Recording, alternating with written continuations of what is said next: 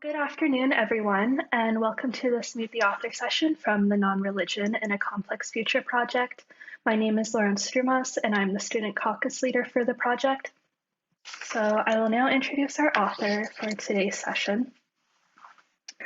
Elaine Howard Ecklund is the Herbert S. Autrey Chair in Social Sciences, Professor of Sociology, and Director of the Religion and Public Life program at Rice University.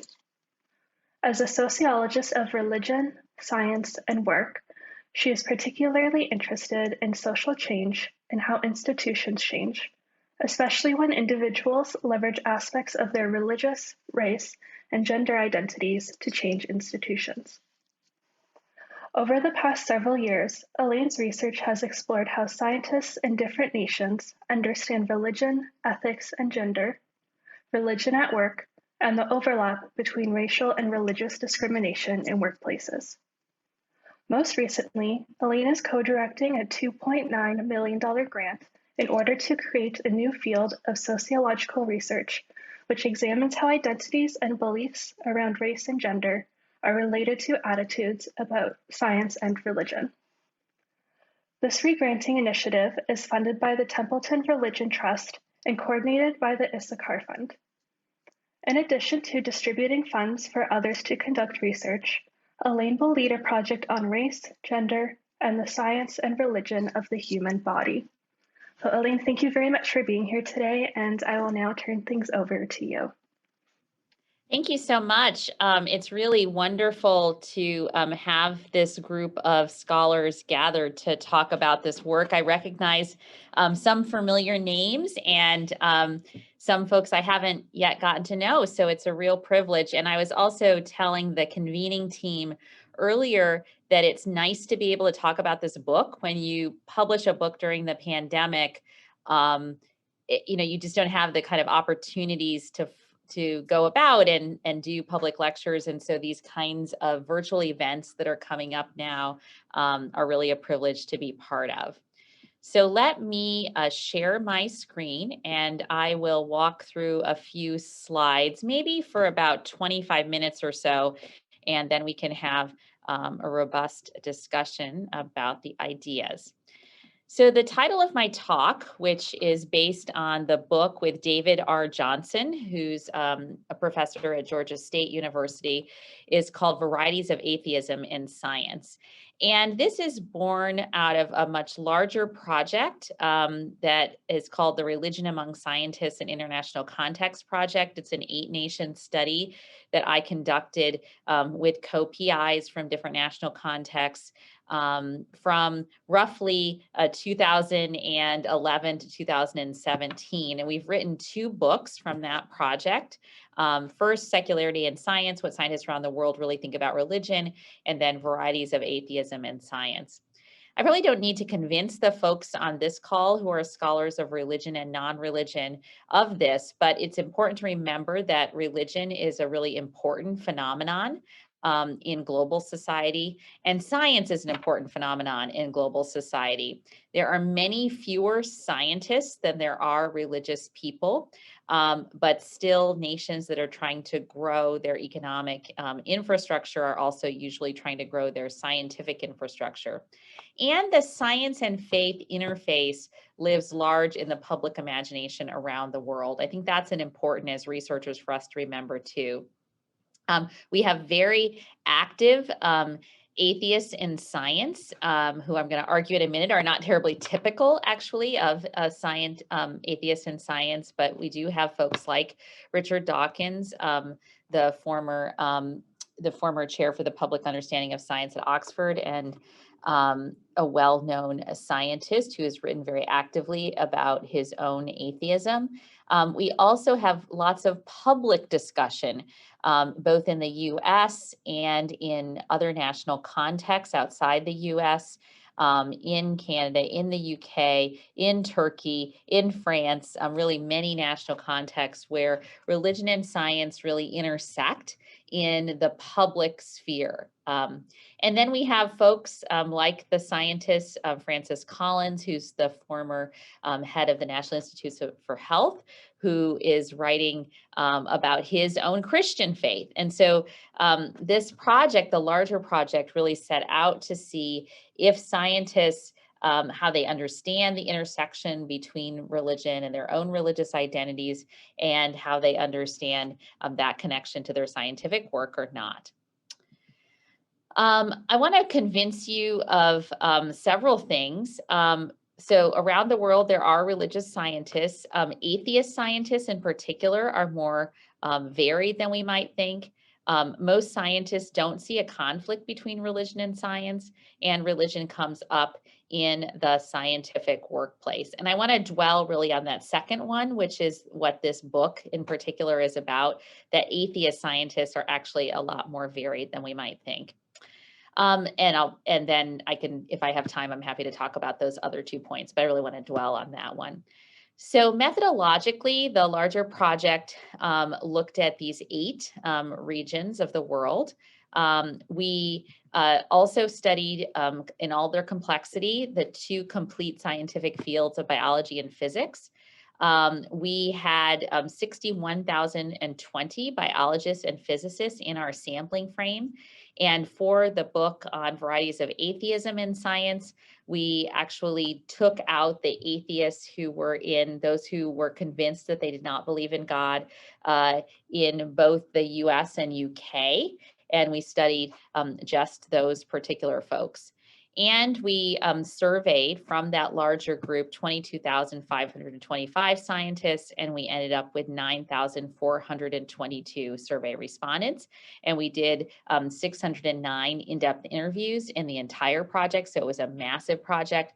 But for the particular book of atheist scientists in the US and the UK, we did a little bit less than 100 interviews. So firstly, just to look at the proportion of religious scientists. So this is the proportion of scientists who say that they are religious, and happy to talk about that categorization in France, the United Kingdom, the United States, and Hong Kong. And here's the proportion in Italy, Taiwan, Turkey, and India who say that they are religious. When we look at the general population, we see that there are gaps in religiosity, even according to this very thin measure of religion. Again, happy to talk about that more in the question and answer. We see there are really noticeable gaps in France, for example, where in a society that most scholars think of as fairly secular, still 46% of the general population sees themselves as religious compared to 16% of scientists. That gap is quite large in the United States as well. It's also quite large in Italy.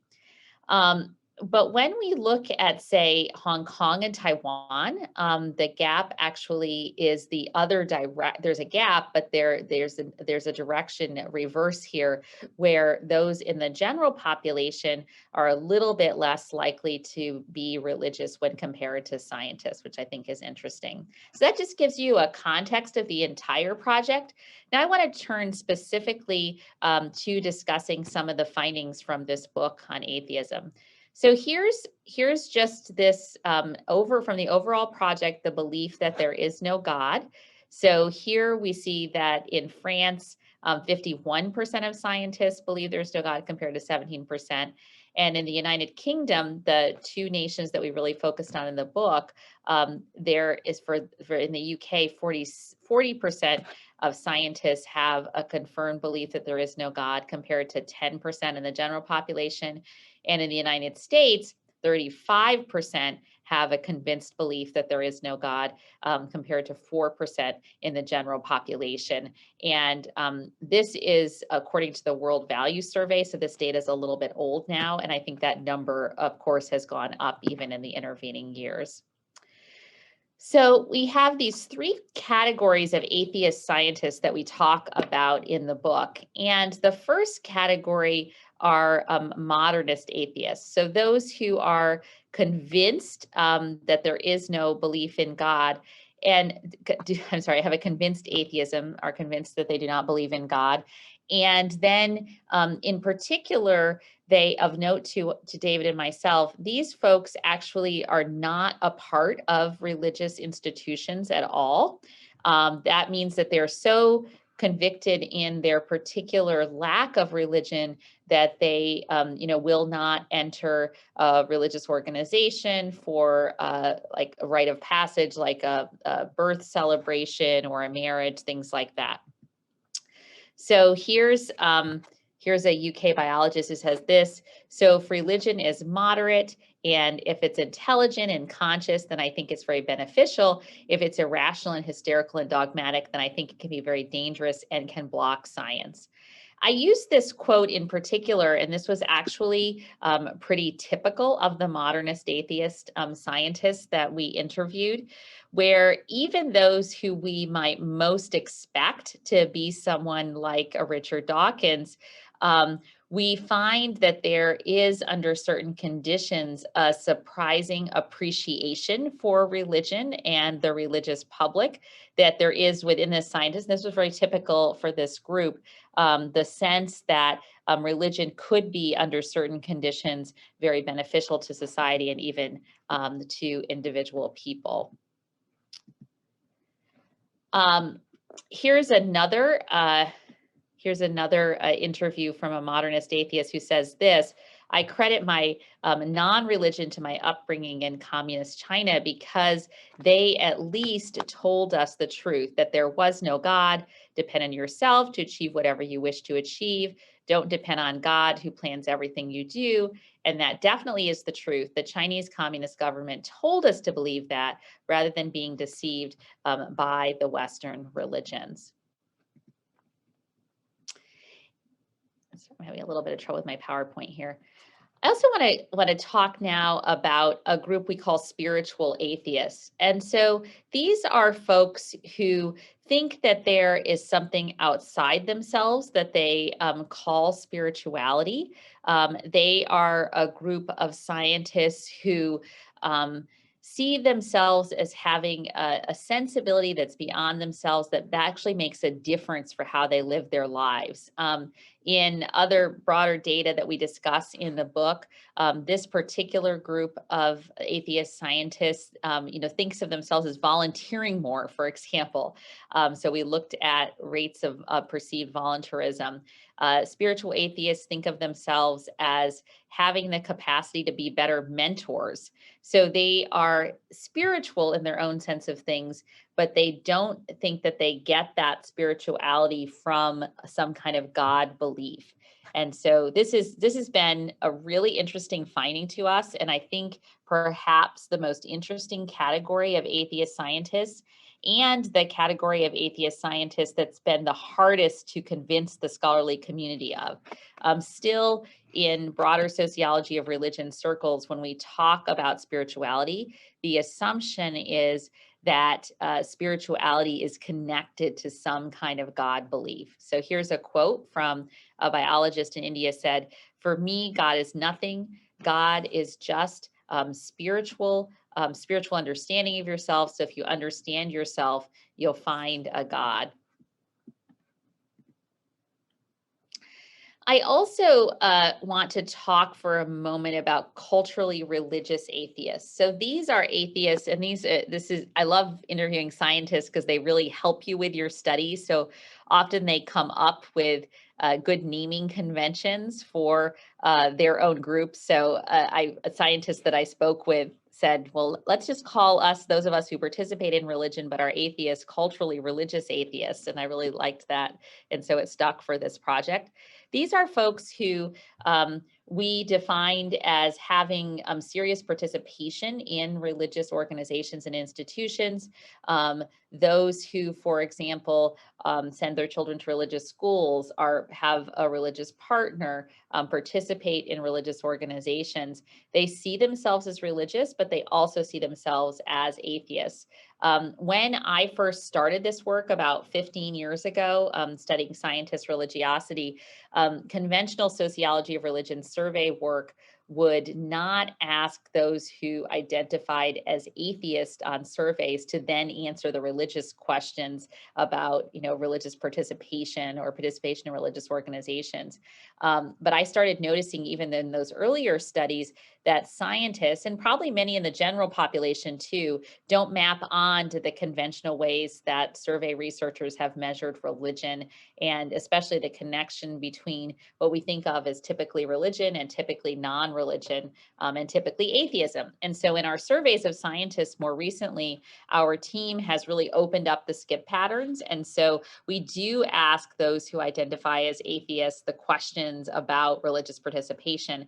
And when we've been doing that, we've gotten some great and interesting responses. Here's a response from a UK physicist who says this: I have no problem going to church services, like looking at another part of your culture, but I have no faith religiously. It doesn't worry me that religion is still out there. And a Taiwanese physicist says, it's just that my elders have such a practice, and so I do it, but rationally I don't believe in it. It's necessary for us to pick, it is unnecessary for us to pick a fight with what our ancestors believe. Lots of times we do follow their practices. Unless you're totally unwilling to do so, more or less, you would pick up some ancestral worship practice. And an Indian physicist said, this view comes because people confuse rituals with religion. I think I'm going to stop there because I know that you wanted most of this to be a conversation about the book, Varieties of Atheism in Science. And so why don't we, if that's okay, Lauren, why don't we go ahead and go into the discussion? I can talk more too and show some more slides, but why don't we go into the discussion portion? And if I need to show additional slides, I can. Sure, great. Thank you so much, Elaine. What I'll do too is just share a link to the book as well in the chat. Okay. So yeah, if anyone has a question about the book, you can pose it in the chat and I can read it. Alternatively, you can just type, I have a question, and I can prompt you to unmute your microphone. I also invite you to turn on your webcams as well, if you are able to. And, oh, awesome, great. We'll go to Sarah first. Thanks. Hi, thanks, Elaine. That was really fascinating. The book is definitely on my reading list. I'm planning summer beach and reading the book, so I'm really excited. Oh my gosh, summer beach. This is not a beach book, but I shouldn't say that. I should get anyone to read it who can. It is for me. I love that. Great. So listen, really fascinating stuff. I was curious about, everyone likes to think they're open-minded, right? Like, so when we ask people about, how they feel about religion, they always have that initial kind of like, oh yeah, I'm totally okay with it if it's like, fills all my values that I have. But if it's like all of these negative things that I don't value, then I don't like it, right? But often when we start like, getting down to the nitty gritty, those tend to be individuals who have quite negative attitudes towards at least some religious groups, right? If you start asking them about like, okay, well, which religions do you think are dogmatic? Like how often do you find the kind of intelligent religion that you're thinking of in your head? So I was wondering, for that modernist atheist type, is that just something they kind of say because, they don't want to initially say like, I hate all religion? Or is it actually something that you've noticed that they are actually open to certain forms of religion?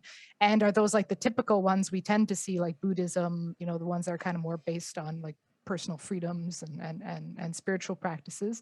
Did you kind of get into like, specifically their views, say on Islam, on different religious groups and details about religion in that sense? So we did to some extent. So the book, I have it right here. Please buy it and review it on Amazon. So we did ask them what they think about particular religious traditions. And what I gave here was like very, very thin overview remarks. But in the book, we talk some about that. So we talk about, we kind of have a progressive interview guide where we talk about the particular views of religion writ large, and then particular kinds of religion that are relevant in their particular national context. And we utilize the UK and the US as comparison national context because there's been the most discussion in those nations about this kind of virulent atheism in science that's really against religious people. And in both the UK and the US, national survey research shows that general population people think that scientists are all atheists. They think they're a particular kind of atheist who is very much against religion and religious people. And so there are some scientists like that. And so in our surveys, we ask both general population people what they think about scientists and the religious character of scientists, and we ask scientists what they think about the character of religious people. So we can look at that, some of that variation that you're talking about, Sarah. And there are some folks in the scientific community who are like the ones that you're talking about, someone like a Sam Harris or Richard Dawkins, but they're not typical.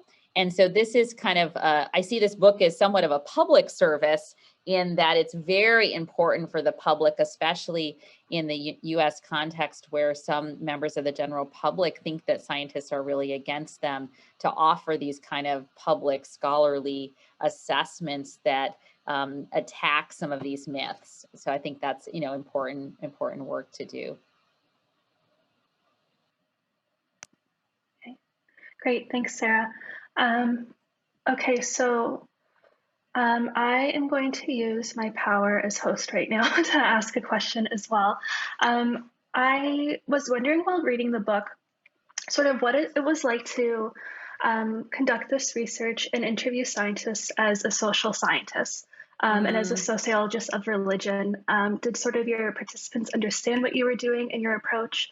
I'm wondering if you had any reflections on that.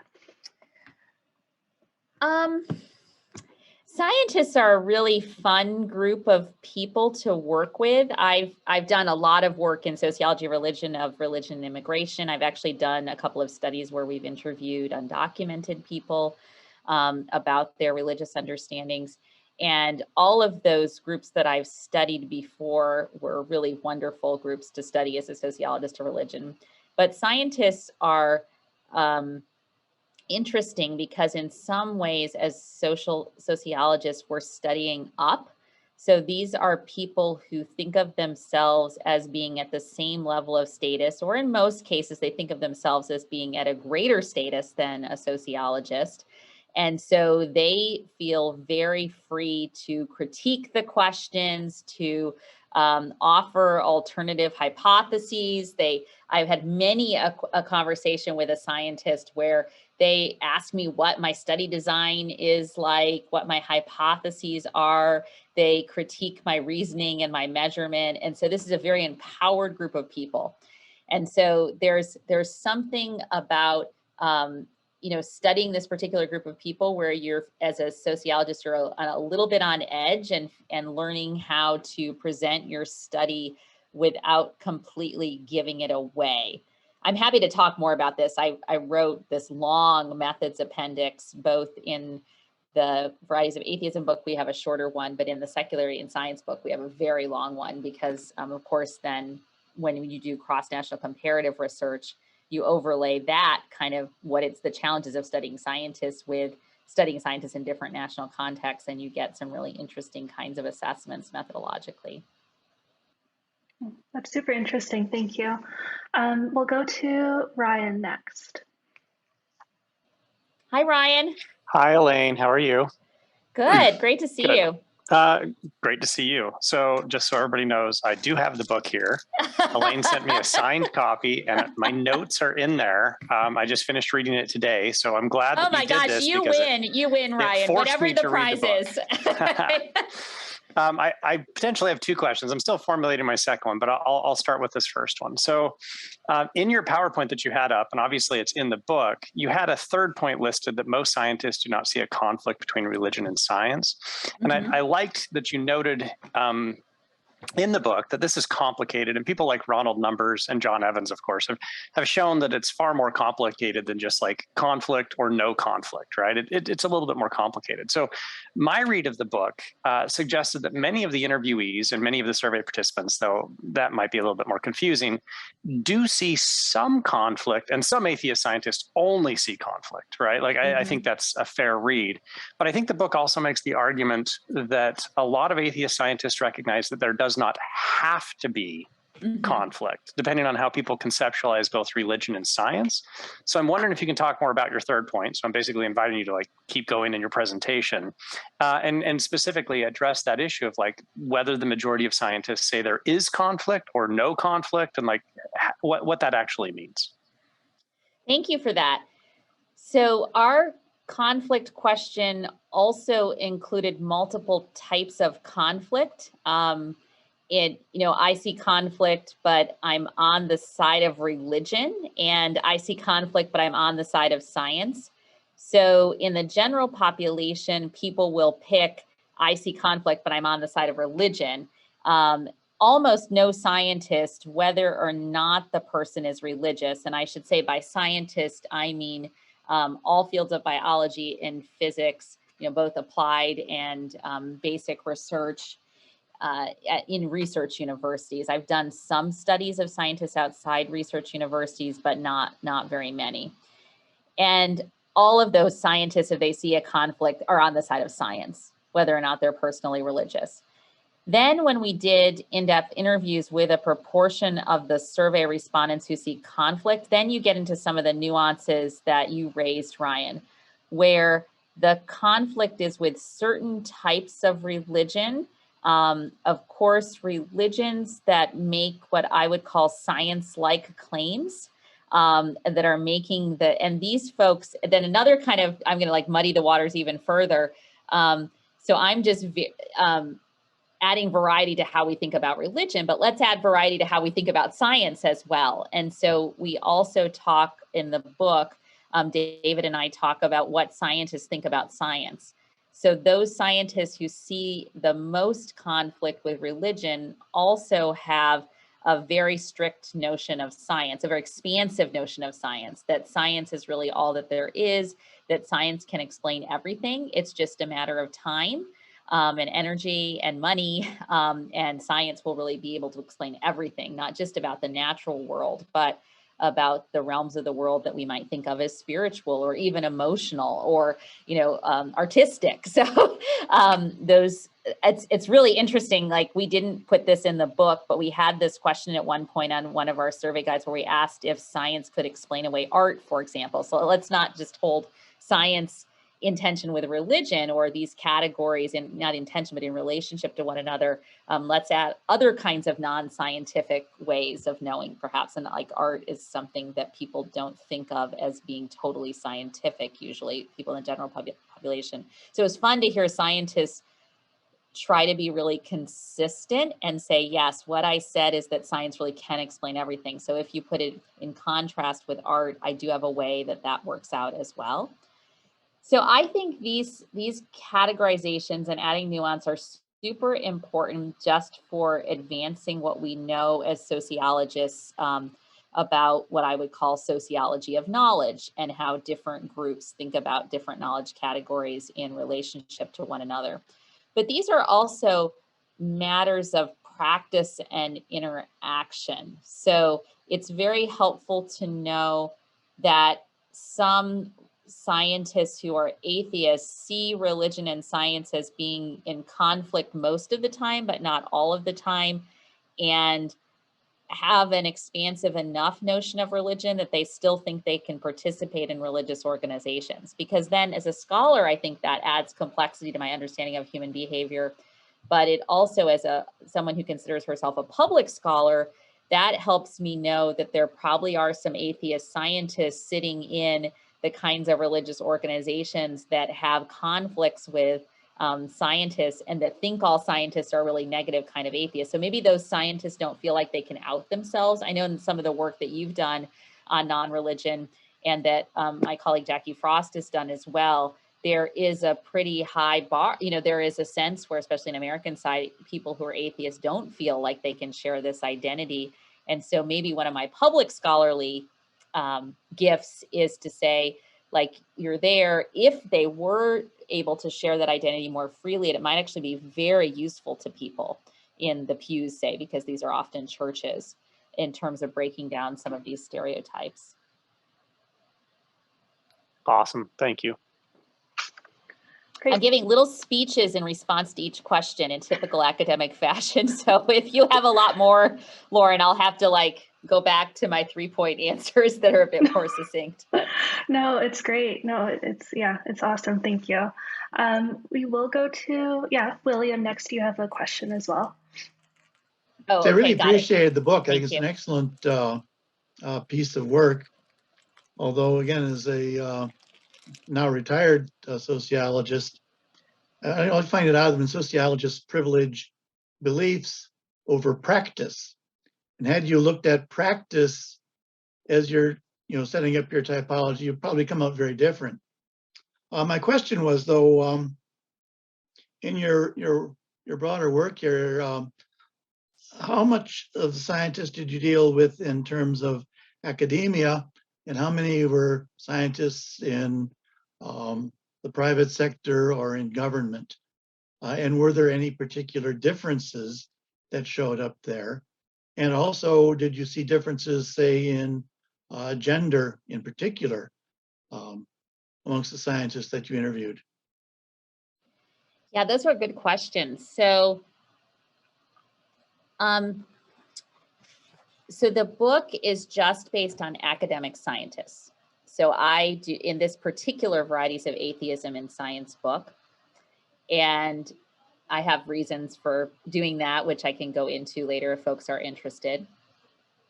We did look at practice. Of course, it's perceptions of practice. So I generally was not following scientists around. Our team has done some ethnography in labs and such, but for this particular book, we were surveying about practices. So we did ask scientists about all kinds of traditionally spiritual practices like prayer and meditation and other practices that have a less Christian valence. And participation in religious organizations and groups. So remember, as I said, I didn't want to assume methodologically that scientists who are atheists don't participate in religion. So we asked them the full battery of the religion questions, actually in some ways, which kind of ticked them off. So sometimes it makes scientists and other members of the general public, I think, very anxious or even mad when they say they are not religious, or even, especially if they say they're atheists, and then you continue to ask them questions about, where do you go to church? So that was kind of interesting, but we wanted to give people the opportunity to present themselves as being different than what we usually think as researchers, which is that people who think of themselves as atheists don't participate in religion. In terms of gender, that atheist scientists are overwhelmingly men, but those in academic science, there's a bit of a self-selection. So those in academic science tend to be more likely to be men and much less likely to be women or non-binary. And so our atheists in both the US and UK, the typical atheist, if we thought of it that way, is a white man. A white man in biology in the UK and a white man in either biology or physics in the US. In the UK, biology faculty are a bit more likely to be atheists when compared to physics faculty. I don't know how to think about gender because there is self-selection effects are going on all along the way here. So women are selecting out of science, but from other research I've done, religious women are particularly likely to self-select out of science. And we don't know, I suspect that they may feel some more marginalization in science, but that the communities that highly religious women are part of, particularly in the US, may not be affirming or encouraging them to go into science either. So I think both of those dynamics are probably happening, and I have some evidence for both of those. Yeah, that's interesting because that exactly parallels research that I did 30 years ago. There hasn't been any real change. If I may ask a follow-up. That's up to Lauren. No, of course. Let's go ahead. I don't want to take away from other people's time, but how much of, you talk about people identified as atheists and then would also say practicing, going to church or practicing spiritual exercises. How much of this is, well, shall we say corporate culture? You're expected to be an atheist if you're a scientist, at least in certain institutions. And so that's the way that you're going to answer a question because it's sort of what the corporate culture expects you to do. Well, it's very hard as a sociologist with the kind of tools that we have to really conclusively answer that question, isn't it? So we do know from survey and interview-based work and some ethnography that there is an expectation within the scientific community, especially elite academic communities, that scientists be atheists. And how do we know that? Well, I think that there's some kind of stereotyping, but also I've done studies and had survey questions in the past where I've asked scientists to give their own assessment of how many of their colleagues or what proportion of their colleagues in their department or unit are religious. And then I have asked, I've then, asked, of course, the parallel, which is just asking the scientists in those, and these are confidential surveys. So I guess I don't have reason to believe that they would necessarily lie. And if they are lying, they maybe will underreport their religiosity a little bit.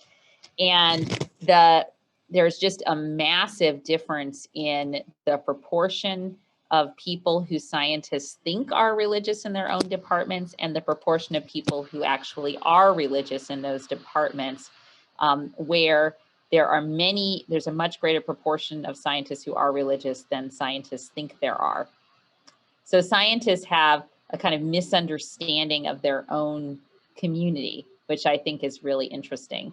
And may contribute to something. We don't know exactly what that something is, but it may contribute to sort of misunderstanding within the community and perhaps some misunderstandings between the broader society and the scientific community. Thank you. Jen. Hi, welcome from the UK. Can you hear me okay? Yes, I can. In the UK, it's much simpler to say you are religious or you're not. Like, you're in a camp. It draws all kinds of social boundaries and contracts into play, which doesn't apply when you say you're agnostic. So if I ask someone if they're religious and say, yes, I'm a Christian, that's kind of, the whole chessboard is now arranged, and I can shut up or say, so am I, right? But if you say you're agnostic, it's a real swamp because it's hard, none of those contracts are in place. So I was just curious about whether any of the scientists anywhere that you spoke to were trying to navigate a genuine agnosticism, because it's certainly not a pat answer in the UK. I don't know about the States or elsewhere. Yes. I think it's a different answer in the US. Mm-hmm. I think it's a more polite answer. I think in the UK, it's a very clear statement of what we could call belief, for want of a better word. Sorry, that was the... Yeah, no, I appreciate that. And you have, of course, some very noted sociologists of religion in the UK who've studied these dynamics more than I have. So there is definitely agnosticism within the scientific community. And in some ways, if I had three choices, religious, agnostic, or atheist, and my data show that the modal for scientists is agnosticism. So the greatest proportion of scientists think of themselves as agnostic when compared to atheism or religious. And then obviously there's huge variation among those three categories. So the book is really just about that tranche of scientists who identify as atheists and the variety in the atheism among scientists in the US and UK, because we thought that's where the work really needed to start. And we'd already done a book about the complexity of religious belief. But there's something else to be written about agnosticism. Scientists vary in the extent to which they are a little bit agnostic or a lot agnostic, because scientists are, because of the way they've been trained, and I've done research studies of lots of other types of people and especially different occupations. Among the studies I've done, scientists are perhaps unsurprisingly by far the most interested in being self-consistent. So people in the general public do not much care whether or not they're talking in a consistent way. Scientists, when you interview them, will double back and explain their own inconsistencies and try to make sense of it. And this makes a lot of sense to me, And so they like agnosticism, I would hypothesize, because it allows for some kind of fluidity while being very self-consistent. Well, you can only have more or less evidence in support of a hypothesis. You can never know anything for sure. And yet, given that, there is definitely a strong minority of scientists who, knowing all of that I just said, who see themselves still as convinced atheists.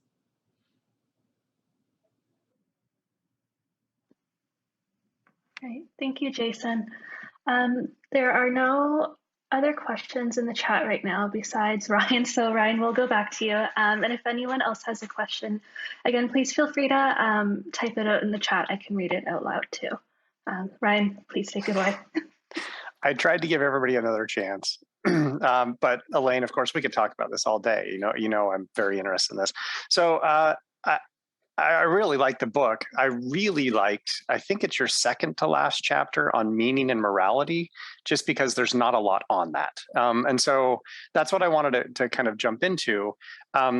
Couple of questions here. So first, can you speak more about the widespread nihilism among the atheist scientists? So that's kind of the first question. And then the second, I'm going to try and draw a distinction here and see if it makes any sense to you, and maybe we can wrestle a little bit with this. So I have wrestled, of course, with nihilism a fair amount myself, and I got the sense from the book that many of the atheist scientists were making a distinction in the scope of their nihilism, and I'm hoping this makes sense. Basically, it seems to me like the question, is there inherent meaning in life, has a pretty clear answer for many of the atheist scientists, and the answer is no. Side note, I absolutely love the quote that we're biological accidents with consciousness. Like, that's such an awesome quote. But that no, to me, seems to be regarding the grand scope of the universe, that we're like on a tiny rocky planet in an outer arm of the Milky Way galaxy, and the universe is basically indifferent to our very existence, and it's all going to be erased in the future. So from that perspective, they're nihilists, right? Like, there's no inherent meaning. But the grand scope, I think, is somewhat different from, it's a different question from whether we can create meaning or develop meaning for our own individual lives, or like what we're doing, which I got the sense that some of the scientists clearly had done, right? That they had created their own meaning, even though there's no inherent meaning. So I'm wondering if you can speak to both of those. First, how widespread was the nihilism? Because it sounds like it's pretty widespread. And second, does that scope distinction make any sense that I just drew there? So what we would think of as the broad category of nihilism is pretty widespread. I hate to do this with interview type data, but our interview data is to some extent generalizable because we took a random sample according to categories of the folks who responded to our survey. So our interview data, I think, is a bit more generalizable. I hope a real statistician isn't listening to me. What does a bit more generalizable really mean? But so I feel good about our interview data is another way to put it. So the majority of this, so over 50% were what I would call in a broad sense nihilists. So I'll just read this quote since Ryan alluded to it. This is from a biologist who's a spiritual atheist. So if you remember that quote, he says, I currently firmly subscribe to the idea that there's no meaning in life, there's no purpose. And I think it's an idea that's been evolving in my head all my life. I love that we are biological accidents with consciousness. And that puts us in a terrible predicament because we are self-aware and we are aware of the universe around us. And because we are self-aware, we want to find a purpose for ourselves, but I don't think there is one. And this is the huge paradox that we have to come to terms with, that we just happen to be here for a limited time and that we have to get over it and then we're out. The only thing we really leave behind is some memories and some children and some manure. So fantastic. I mean, many scientists gave great quotes like that, but that was by far the best, which is why we use it in the book. If I had it to do over again, I would distinguish that question of meaning. So we asked the question something like, I included the interview guide in the back of the book. We asked it something like, to what extent do you find meaning and purpose in life? So to those atheist scientists, without God. Oh, I didn't actually. It's in the other book. And if I had it to do over after we analyzed the data, I would have asked a question that somehow created a proxy for local meaning versus ultimate meaning, because in essence, there's another way of analyzing these interviews that I think very much gets at what you have suggested, Ryan, where those scientists who said that, the sort of biological accidents folks then felt compelled to give a real rationale for how they live well and how they're especially great mentors with students, and a lot of their narration of how I live well, even though I think in terms of an ultimate sense that we're biological accidents, has to do with proximate relationships. And so it talked a lot about mentoring students and a lot about familial relationships. For those who did not have children, talked about being an important presence in the lives of their siblings' children or something like that. And I wish that I had asked that question about meaning with more complexity. Cool. Yeah, I think that makes a lot of sense, because I do think that distinction, that like, I don't know if scope is the right term, right? But the way that people frame the nihilism, I think does make a bit of a difference. Anyway, thank you for that clarification. And like I said, I really like this chapter because I haven't seen much written about this nihilism question. And I think it's an important question as we study the non-religious, is to wrestle with that issue. Because it's what scholars of religion often are talking about as being the most essential. And I'm not sure if I agree with this. Maybe you can think about this in your own terms too, Ryan. It seems as scholars of religion, we think of the most essential pieces of religion as having to do with meaning making. And then meaning making among those who think of themselves as non-religious, I think, is a really fruitful area of study. And we have just scratched the surface of it here. We have another subcategory, that meaning is not answerable. So some did not want to talk about this all. Some had another sub-theme was existential crises among nihilistic scientists that had existential crises about this. And some thought that we were really more than nothing, and that the meaning in part was found in scientific progress itself. So the knowing more, and my colleague Jackie Frost talks about some of this in her work on atheist assemblies, that the knowing more and the progress is something a group can create rituals around, can pray to is not the right way to put it, of course, but I guess really just ritualize and create significance from. And I think that's so interesting. Great. All right. Thank you, Ryan. That quote stood out to me too in the book, that we're biological accidents. That's a good one. Al Hay posed a question in the chat. Mm-hmm. He says, you said that some atheist scientists felt that certain areas were compatible and some areas were not. Was there any thread here? Certain specific areas of conflict and others of compatibility? So definitely. So in terms of, I'm imagining the questioner is talking about religion and science. And so those aspects of religion, and Sarah was intimating this in your question, those aspects of religion that lead to doing good in the world, what the scientist perceives as doing good in the world, the act of even gathering, acts of care that communities provide for one another, the ways in which religion under certain conditions can motivate people to act against their own self-interests and towards the interests of others. So there were, I hate to label and judge my respondents, but to do so in a positive way, there were scientists who are atheists that our team interviewed who were incredibly thoughtful about the positive moral potential of religion and religious communities, gave just incredibly nuanced answers. And especially those in the UK, where they have, under certain conditions, had school state-sponsored religious training, where they have a language for talking about religion. And they tended to have a lot of language for talking about the possible goods of religion, less so in the US, where scientists who are personally not religious sometimes see all of religion as a very white, conservative, evangelical Christianity, which is what many academics see all religion, and because that's like, if you don't have experience or exposure, that's the religion which gets the most news, right? And so we tend to overgeneralize to all that particular brand, to all evangelicals, which is not accurate, and to really all faiths. And so but those UK atheist scientists did have this kind of nuance, which I thought was absolutely fascinating. Okay, And I can keep talking about that, but like, and why is that good? I mean, I think that why is that interesting, I guess, from a scholarly standpoint, because it really conflicts with the public discourse in a kind of interesting way about who scientists are.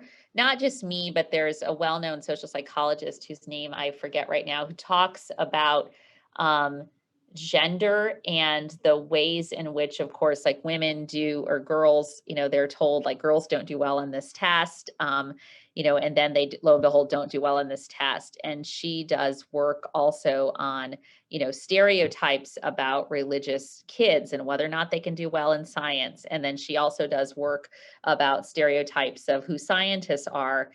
And there is a kind of consistency in that social psychology research rather, where these kind of stereotypes become quite powerful and have powerful implications for practice. So if you think that if you're a parent, so Christopher Scheidel, my colleague, has done some work in this area. If you're a parent who thinks that if you're religious and you think all scientists are atheists and they are really like Richard Dawkins. So Chris and I did some work together where we showed that the American public, if they haven't heard of Dawkins or Collins, thinks that Dawkins is much more typical of a scientist.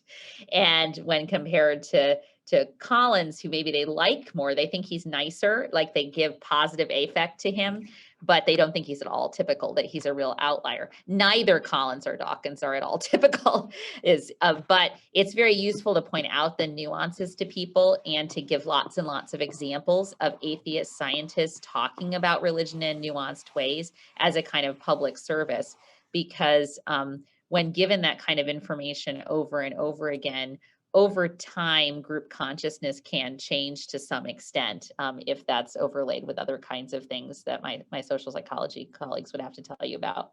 I don't know a lot about that work. I'm not a social psychologist, but that gives me some kind of positive hope for how research like this and some of the research that you all on this call are doing can change some pretty entrenched stereotypes about non-religious and atheist folks in particular. Hence the title of your seminar, right? The complicated nature of it all. Thank you very much for your answer. Very complete. Yeah, very complete, and a nice note to end on as well. We only have a minute or so left, so I'll just conclude quickly by saying thank you so much, Elaine, for taking the time to be here and talking about your valuable research with us. Your long answers to our questions were incredibly insightful, so thank you for that. Thank you for everyone who participated and is here.